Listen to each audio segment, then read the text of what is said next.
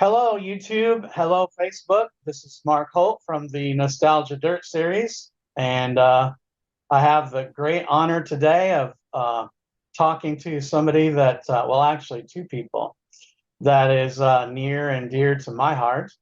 And without further ado, if you two people want to introduce yourselves. My name is George Tobiason from Monticello Highway. And I'm Donna Holt, and I'm with my two favorite men in the world, my dad, George Tobiason, and my husband, Mark Holt. Awesome. Awesome. Well, I appreciate you guys taking time out to let me ask you some questions. And one of the things we do for a Nostalgia Dirt series is we it's a kind of a ministry for us, and honoring our veterans and our servicemen and women is really important. And I just really appreciate you taking this time to come on here and let me ask you some questions. And you'll be famous. You'll be broadcast all over the world. So ain't that awesome? We'll see how that goes. Yes, I'm sure it'll go just fine. You look like a movie star already. So I guess one of my first questions for you, George, is what brought you to sign up and serve our country? What made you do that? Well, I missed World War II because I was too young. Then this Korean War came along, and I was still eligible for the draft, so I got called up to serve. And many of the neighbors had been called up, the boys had. So I thought it was my duty to serve too. Well, we sure appreciate that. And what branch of the service did you go into? I went into the Armored Division. I was stationed at Fort Knox for my basic training. Sure. And so, what was it like when you arrived in boot camp and stuff like that? Was it were you a little nervous? Was it overwhelming, or were you excited about what kind of feelings and emotions when you're arriving to when you joined the service? Well, I was mostly nervous and tried to keep my mouth shut and not get into trouble. Well, yeah, I'd probably get in a lot of trouble. It's hard to keep your mouth shut. So, my wife's my boot camp, right? Right. Exactly. I'm your drill sergeant. Yes, exactly. I don't. You just don't always listen. Don't tell everybody I don't always listen. I am going to have Joe edit that out. Sure, I do. So what was it like? Did you the boot camp and stuff? Was it really challenging? Was it what was there a lot to learn? What was it like? Well, physically, I was able to handle the marching and so forth, but the training was different. I trained as a tank driver, and I thought, oh boy, I won't have to march. I'll be a tank driver. But Right. That didn't work out. It wasn't quite that way, huh? No, they had the tanks out to the driving range, and we had to march out to the field. Sure. And then we'd drive them home, and we'd have to clean them up. Right. And if they were back at the base, then we'd drive them out to the tank range, and then we'd have to march back. Oh boy. So there was still plenty of marching to do then, huh? Yes. Yeah. Yeah. Right. Awesome. So is it difficult to drive a tank? Well, these were the World War II tanks, and they were a gear shift.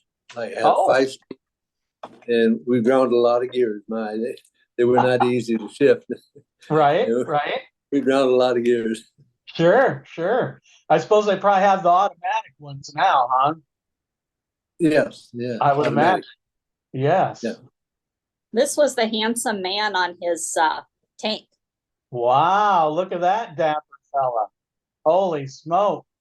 So I suppose all the ladies were falling all over and chasing around? Well, not in basic. They didn't see much of it. Oh, they didn't let the ladies around then, huh? It was probably a good thing. You'd had a whole swarm of them around you. I doubt that. That's awesome. So where all were you stationed? I mean, did you get to see a lot of the country and stuff like that? Well, not really. Uh, I finished basic training and then I was sent to school at Fort Riley at Army General School for 10 weeks. And then from there, I went to a replacement company for a while, did KP and guard duty and that sort of thing. Then I Sure, had an interview they needed someone in the G2 division and a typist. And I sure. was fortunate. Out of about 62 in the class, only two of us could type, and I was one of those. Wow. So I got an office job. Well, there you go. Yeah, which worked out fine for me. Yeah, well, yeah, that's awesome. Very awesome. So, you know, I have a stepson that's went into the service and stuff, and I see how it kind of affects his family, and it affects me and his mom and his wife and children and stuff. So, when you went into the service, what kind of effect did it have on your family and your mom and your dad and stuff like that? I think it was hardest on my mother because, well, they were getting up in age. I was already 24 when I was in the service, and Dad was 60 and Mother was 58. So we really had to scale down on the farming operation. We Sure, sold the dairy cows and got rid of all the hogs and the feeder cattle. And Dad kept about 80 Angus cows, stock cows, to take care of, which would not be a big problem unless the weather didn't cooperate. I right, was a little concerned about them in the wintertime with the frozen water tanks and the drifts right, in the snow and the gates and so forth. But they sure. got along pretty well. And the neighbors were very good. They helped out when needed. Awesome, awesome. Yeah, I imagine that probably kind of weighed heavy on you, leaving people behind and how they were going to be. But it's good to know that there's good neighbors around that area and stuff too. I suppose that kind of helped a little bit. Yeah, that made me feel better when they pitched right in, helped with the baling hay and so forth. Sure, sure. So, in your service, did you make a? I'm told that when you're in the service, that the people you serve with become like your family. So, did you find that was that way also? Did you make a lot of buddies and consider them your family and stuff like that? I had a lot of friends and I enjoyed knowing them because they were from all over, from California all the way to Boston or New Orleans. And it was really fun to visit with them, see where they were from and what they did. And I enjoyed that part. And I had one friend I kept for many, many years. We would correspond and exchange Christmas cards and so Sure. forth. And then he lived in California. I finally went out to see him when Iowa played in the Rose Bowl. Oh, cool. So we got together for an evening. He took me out for supper, my wife and I, Sure. and I was certainly glad I did that. Not too many months later, he passed away. Oh, yeah, sure. Well, So I bet you that was a blessing then. yeah, Awesome. that was fun to see him. Awesome. So, is there any significant memories that stick out in your mind about your service? Um, a significant moment that'll live with you forever, or is there any kind of special memory or anything you'd like to share? No, nothing special. The things you just remember, some of your training, overhead firing and the gas mask drill, that sort of thing. You remember Oh boy, that. boy. Yeah, I did. And So did you, so some of them guys I hear they had like grenade training and stuff, and you had a real grenade and you had to throw it and stuff. Did you have to do that? yes, yeah, Oh, we had 8 weeks of tank driving. Then we had what they called familiarization with other weapons, and like you say, the grenades and the M1 and the pistol. We learned to fire the pistol and that sort of thing. sure, And, sure. but being in service is something you never forget. It's like, you went to high school, you'll always remember what high school you went to or what college you went to, and you'll never forget that you were in service. It's just something that stays with you. Right, right. So, so fast forward when you got out of the service and stuff. So, what was it like transitioning back into being a civilian. I know I've interviewed some people from like Vietnam and stuff like that, and some of them, like, it's affected them in a real negative way. I talked to one gentleman, and still today, when from being in Vietnam, when he sits in a restaurant, he always has to sit in the corner of the building so he can see what all's going on and stuff like that. Otherwise, it really bothers him. So what was it like transitioning from being in the service to being a civilian for you? It was pretty easy for me. I had always wanted to be a farmer, so I just went back to the farm and started working. And I still had friends back home, and one of them got me on the bowling teams. We enjoyed bowling, and things hadn't changed all that much. I still had friends back home.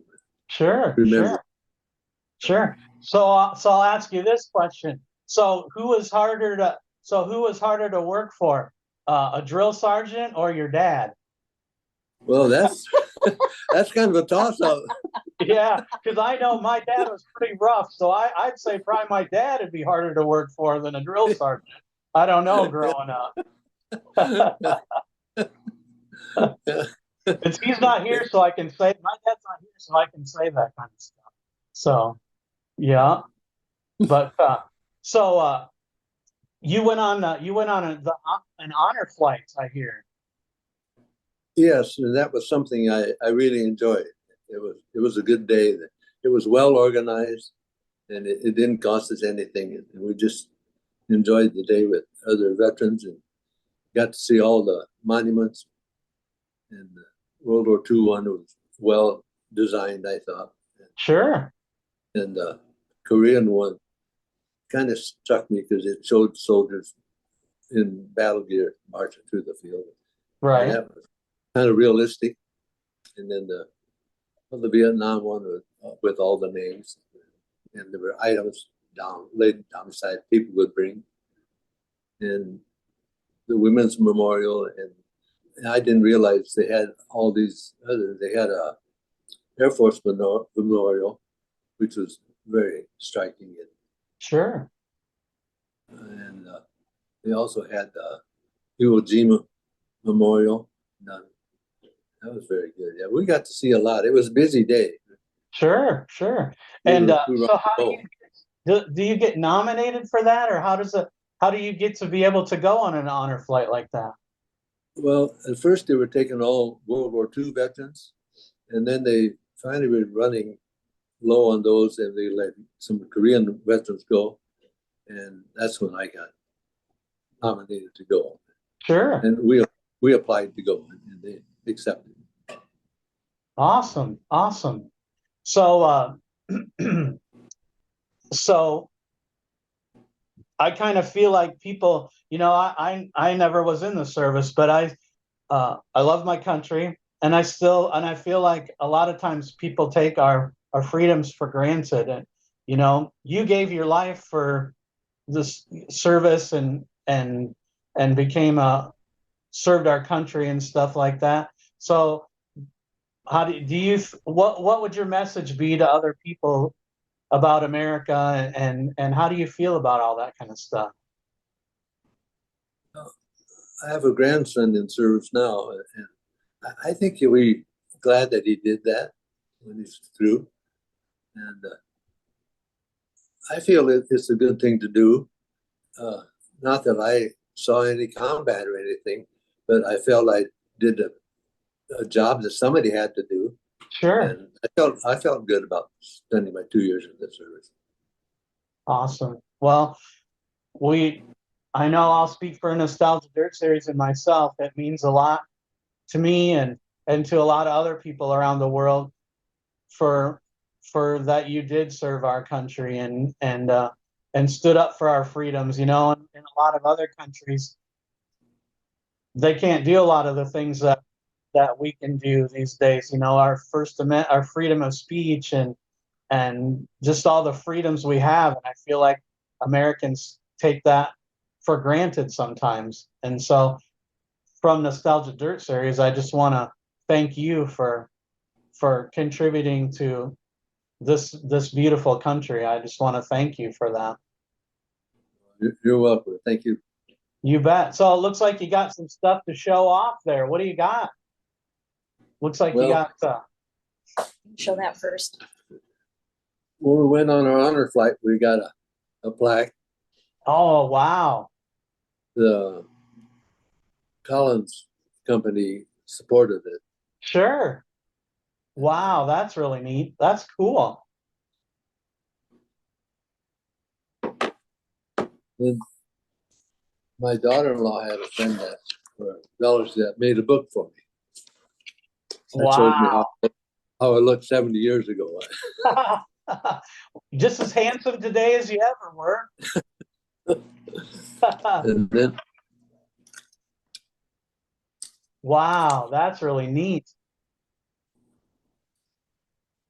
it just showed some of the Sure. things we did. And I like to show you.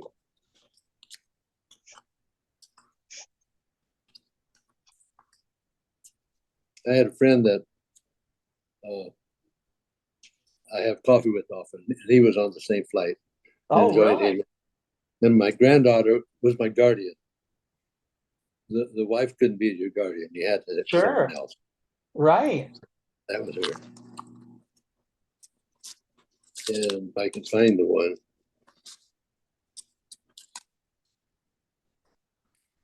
This is what struck me the most on the World War II memorial. There was like 4,000 stars, gold stars. Sure. All. I couldn't back up far enough to get all the pictures. And Right. each one represents 100 servicemen that were killed in World War II. Oh, okay. Wow. Over 400,000 servicemen killed in World War II. Yes. And it was well designed. It had all the states and the European theater, the battles over there, Sure. and the Far East theater, like Okinawa and those. It was well done. I enjoyed it. Yes, I guess so. This is the Korean War Okay.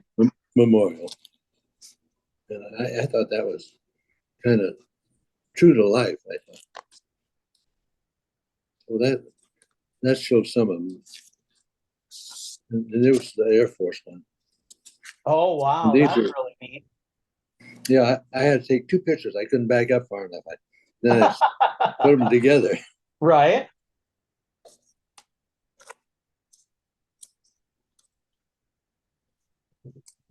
And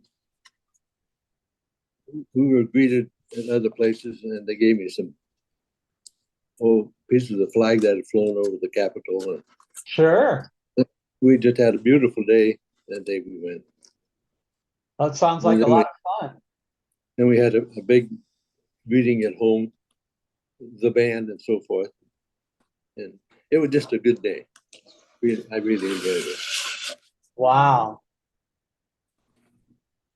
Well, that looked like a real blessing. That's awesome. And I was a Legion member for 50 years and so forth. So they gave me an honor quilt. And I don't know if Donna and I can hold it up. It's very I don't know nice. if we can get back far enough, you can see the whole thing or not. It's very nice.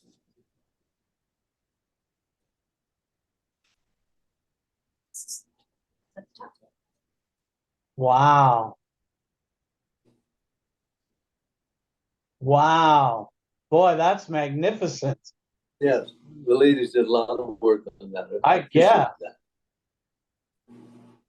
Wow.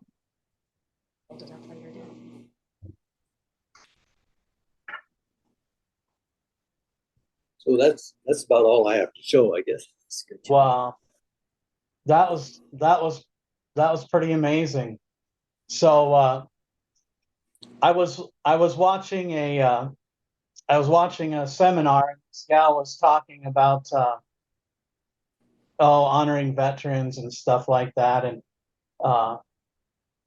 she had talked about when I guess when anybody passes away, but she said that in her opinion, you passed away twice. And the first time is when you're when your spirit leaves your body, that's the first time you pass away. And the second time you pass away is when nobody speaks your name anymore. And so it's important to me to have these interviews and stuff. Is there any buddies that you would like to mention in honor of them for our YouTube and our Facebook channel to keep their memory alive that you served with? Is there any buddies that come to mind? Oh, Spencer McGrath was the one I kept in touch with most of the time.